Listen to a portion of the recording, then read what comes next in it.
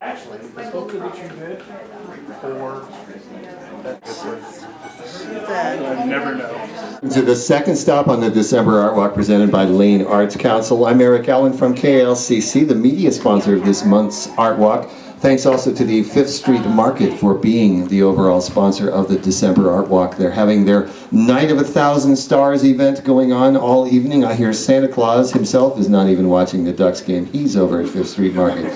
So there's live music also from the NCU choir over there and a variety of other things going on. But here we are choosing art over football and Santa Claus. So thank you for being here so much at Mecca, the Materials Exchange Center for the Community Arts.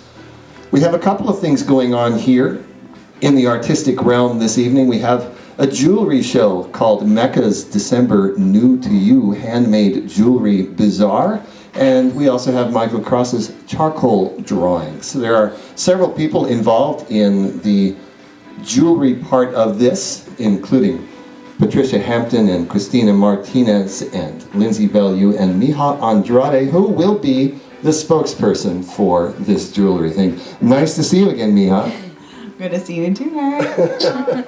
Well, I have to ask, Miha, this bizarre is spelled bizarre as in odd or unusual. What is bizarre about handmade jewelry?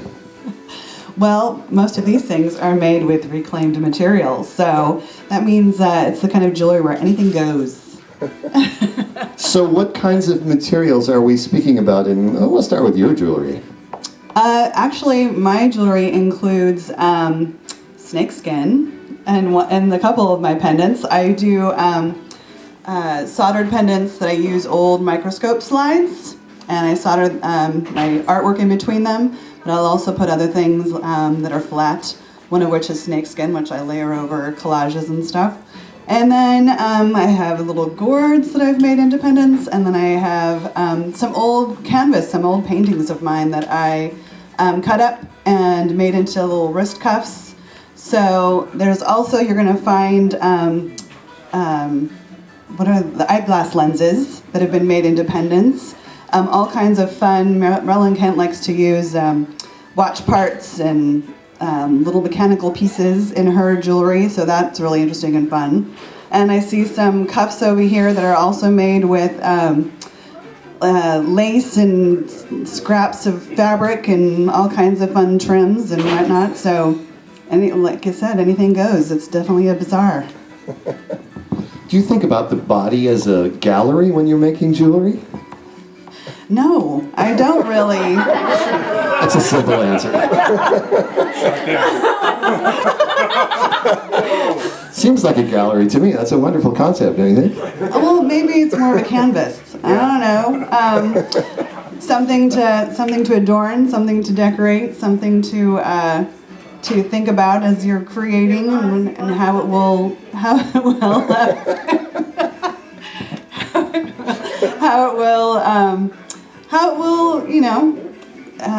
decorate your canvas, how it will cover your canvas, I guess.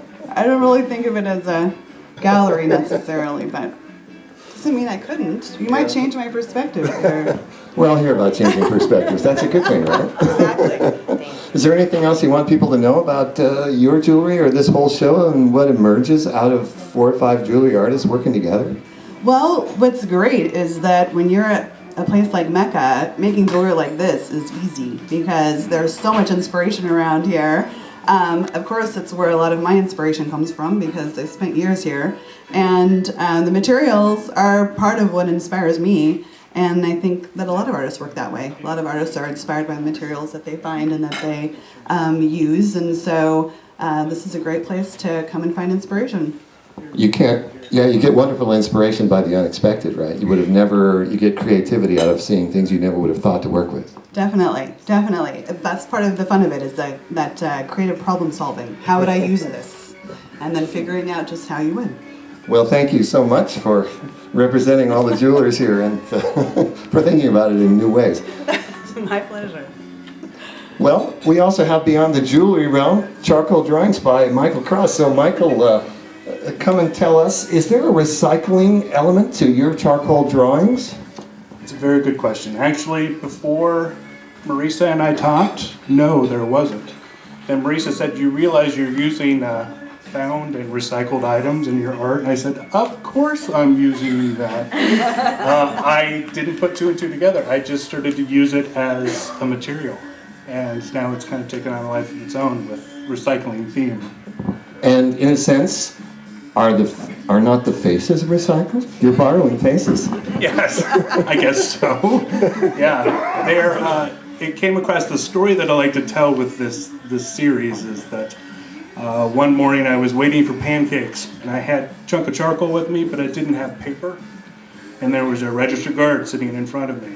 So I started to sketch on the register guard, and it turned into this. I now have over 60 pieces in this series. So it's kind of taken on a life of its own. It's very interesting. It's, you know how you get the ink from, you're done reading the paper, you have ink on your fingers. Well, that ink combines with the charcoal in some interesting ways when you'll be able to smooth it onto the paper. So for making shadows, it's a difficult medium to work with because it's unforgiving, because it's so thin. You have to be very, very careful.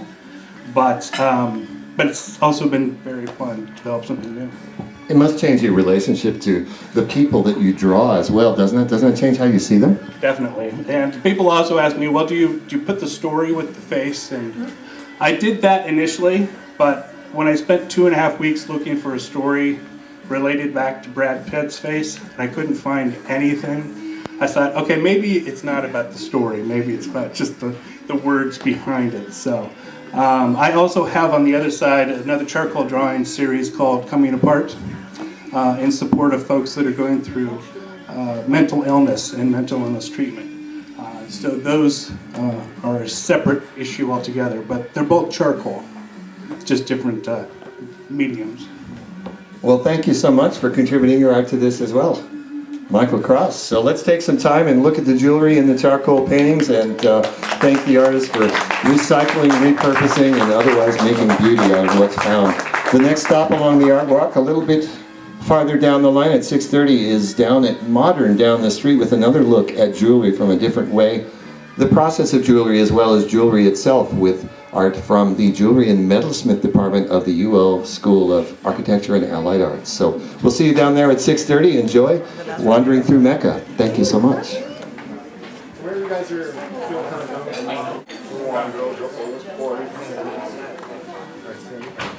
There's more on the watch.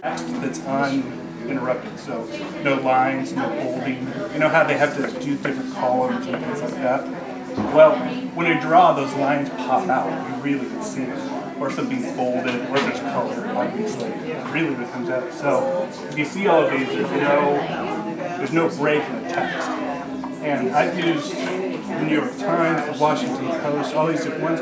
In the Register Guard Sunday commentary section, it's always really good for it. They always have this really nice clean section of unedited text.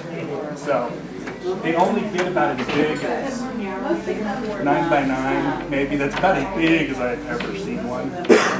And I guess I could probably, the next idea is to do one on like a full front page.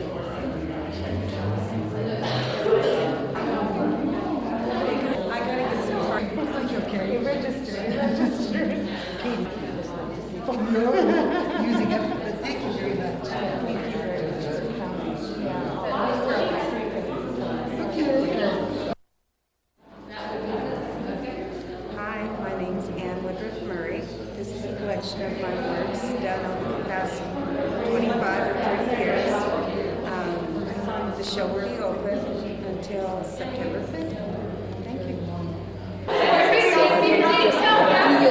Well, although I don't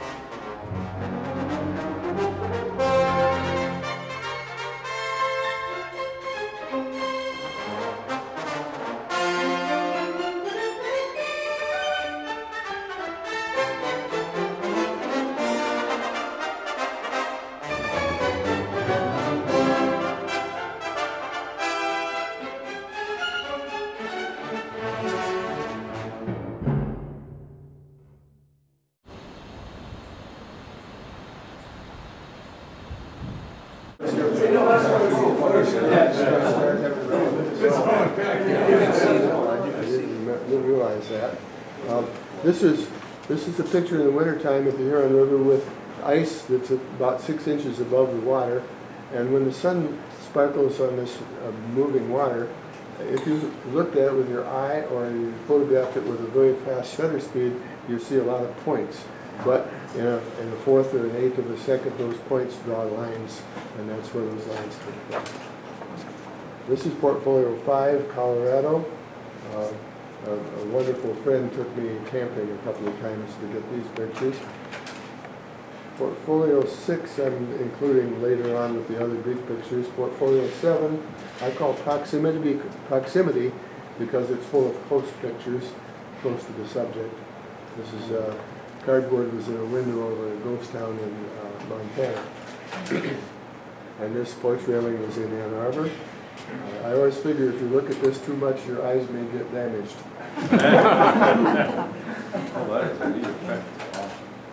Oh, and then we get to Portfolio 8, People and Places.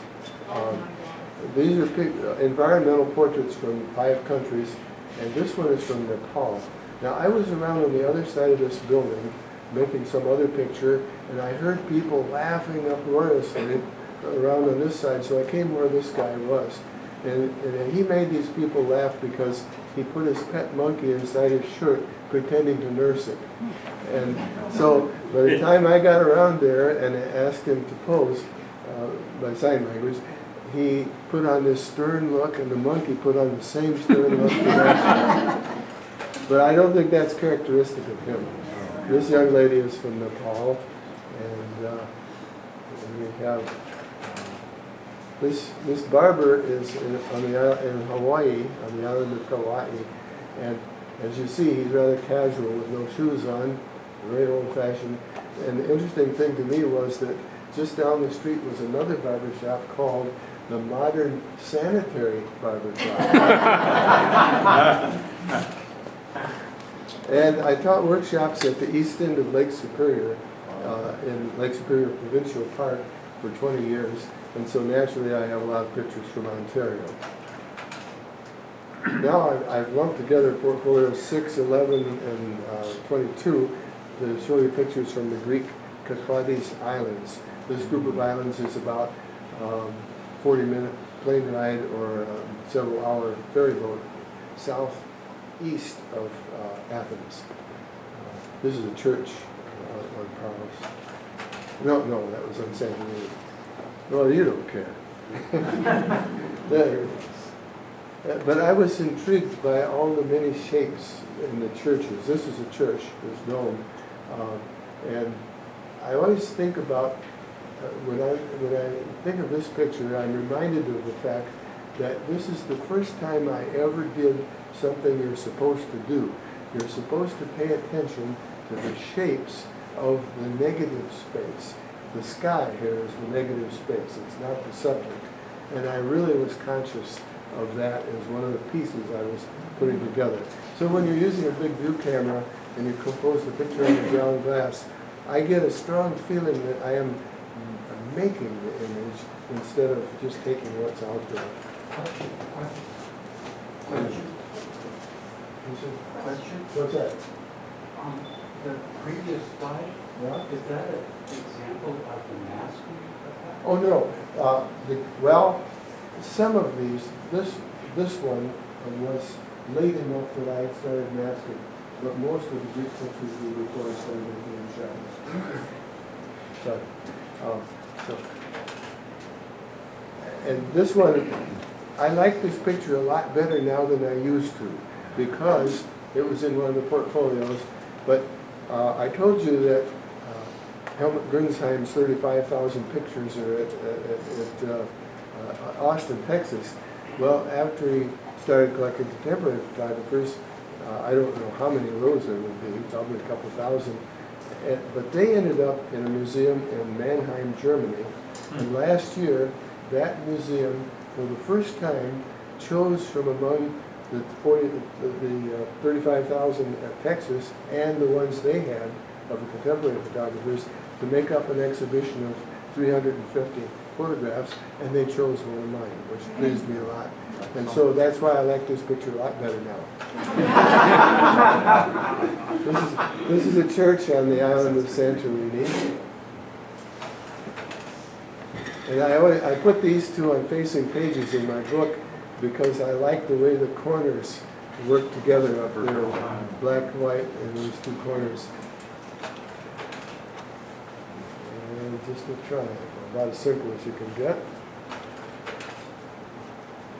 And that's the same church on Santorini that I just mentioned a couple back. It's remarkable how things change when you move a few feet. And that was my most popular Greek picture. And you know, I didn't expect anybody to want any of these things. And so, since I was just doing them for fun, I made the editions 50. Well, that was a mistake on this one. And then we get to the Great Sand Dunes. This is portfolio 12. And I like the sand dunes so much that you're getting 7 of these instead of just one. These are the highest dunes in the United States. And they're at, what is it, 50-some square miles, I think, Terry? Well, Terry lives near there. Anyway, so you have a foothill dune in the foreground and a real high dune behind it. And that funny shadow up there, I don't know, how many of you know Jerry Ullsman's photographs? He puts numerous negatives together on the same print. And when Jerry and I traded prints, that's the one he chose. And of course, I followed him when I saw the picture. And this is the same place in the afternoon, and the shadow isn't there now. Where is it? This is in south central Colorado. It takes about, what, 4.5 hours to drive down from Denver.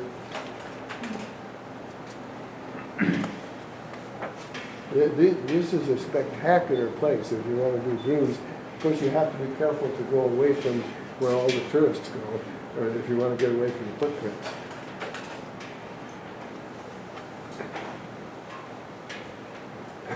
Pretty light. That white triangle is black in the afternoon. It's kind of fun to do the same spot. Well, there it is. I didn't remember I had it in here.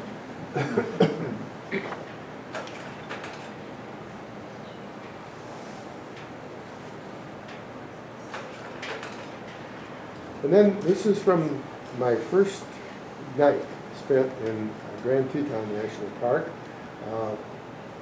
Let's see. What year was this, sir? 1961. I was back there quite a lot of times after that and never saw a day in like this one did. This portfolio is called Photographs from 4 Decades. It's number 13. And of course I didn't want to put 13 on it, so I just called it Photographs from 4 Decades. And this is also Grand Teton National Park. In fact, I guess all of them are.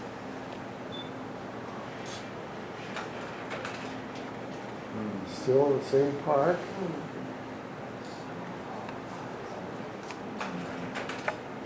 And then we get to the English churches. I took the 8x10 camera to England in 82 and 83 to photograph small churches while I was one cathedral in this portfolio. But mostly small churches. Drove all around. I probably looked in 300 churches to see what I could find to do. These ropes are attached to bells, and they're stretched taut. At the bottom of each rope, there's a piece of hose surrounding it, so that one guy can stand there and kick these things one after the other to ring all the bells. Well, the British like to do what's called ringing the changes, which means they will take these 5 bells and they will ring them in every sequence that you can make out of the 5. You know, 1, 2, 3, 4, 5, 1, 3, 4, 5, 2, you know, every combination. Can you imagine what it would be like to be the neighbor of the church when you practice? Anyway, so I put this on the cover of my English church book because my last preceding publication was a piece of music. And so I thought I ought to have the 5 lines of the staff on my first photographic book. That little cherub there is on a memorial plaque on the wall. I always think of this as my digital photograph. I don't do digital photographs, but I could not do this picture from the spot I wanted to be, because I had my tripod sitting on the church pews. And church pews are digital. You can't be just anywhere, you gotta be where they are. So I had to include more in the picture than I wanted and crop it a little bit. The English love to grow flowers, and so a lot of these little churches would have fresh flowers looking fresh in the middle of the week. Then we come to the bristlecone pine portfolio, number 15. These pictures are taken at high altitude in California and in Colorado.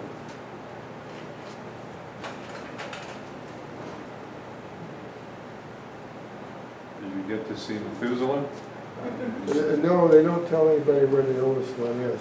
The oldest one is something like 4,600 years old, about 1,000 years older than the oldest redwood. And then we get to New Zealand, portfolio 17. We had 2 trips down there to get these pictures, some lenticular clouds. We never have lenticular clouds in Michigan. I don't think it's legal. This is a detail of a rock as big as a house on the shore of the Pacific Ocean on the east side of the North Island, and it was just a wonderful place to go. We had, well, it was actually on a tree farm. The tree farm was owned by a company whose top man was one of my best customers, and he wanted me to do the New Zealand portfolio.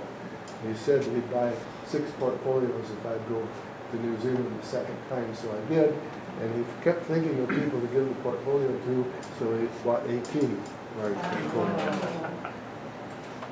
Now we're at portfolio 18, 10 cathedrals. This is the pillar holding up the ceiling of the chapter house at Westminster Abbey. And at Westminster Abbey, you can get thrown out without even going in the cathedral if you have a camera.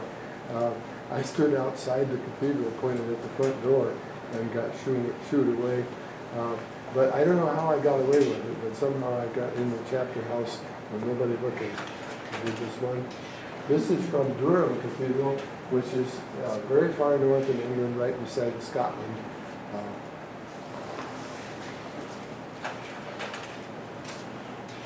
Then I did a portfolio from northern Arizona and southern Utah, which I call Sandstone Country. And that's one of them. I should go faster, shouldn't I? No.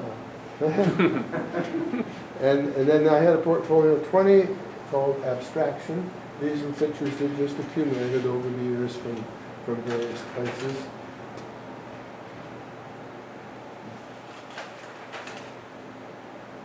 That's the roof of a car in Loveland, Colorado. Might not still be there today. This is from Ann Arbor. And that we used to have a nice automobile salvage yard, a junkyard, 5 miles from our house, and so that's where this one came from. Then I love to go to the Alps. This is portfolio 21, it's just wonderful.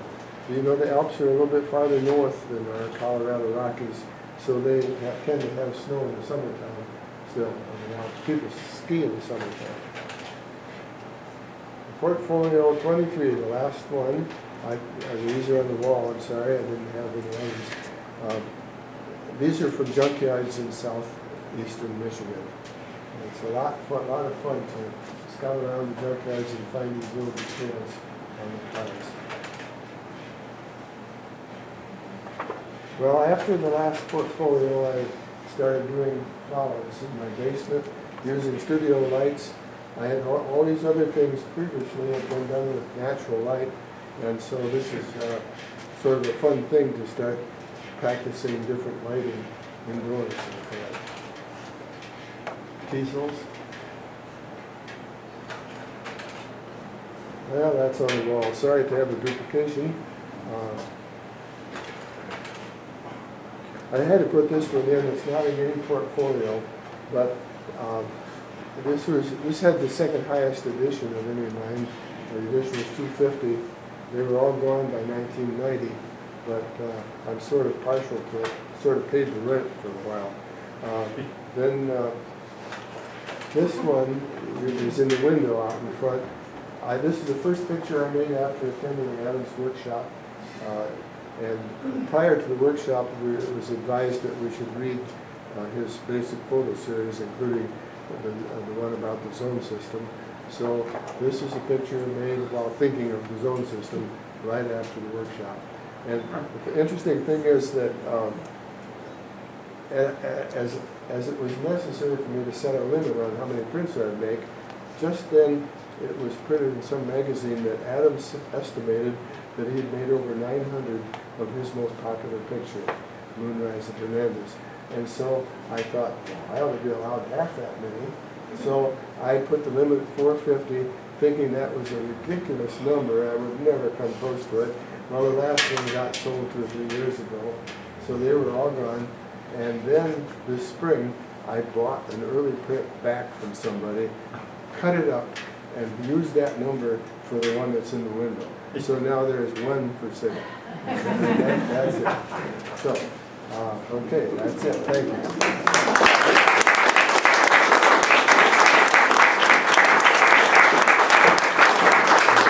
Any questions?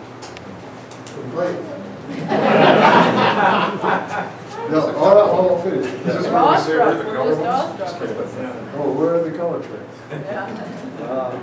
I went to a friend's house and made 2 color prints about 35 years ago. That's it. That was enough. And I know 2 years ago, I've noticed that the digital cameras make color pictures every time. You have to go out of your way to make them black and white. I'm too old to learn that. Okay. Thank you for coming. Thank you for coming.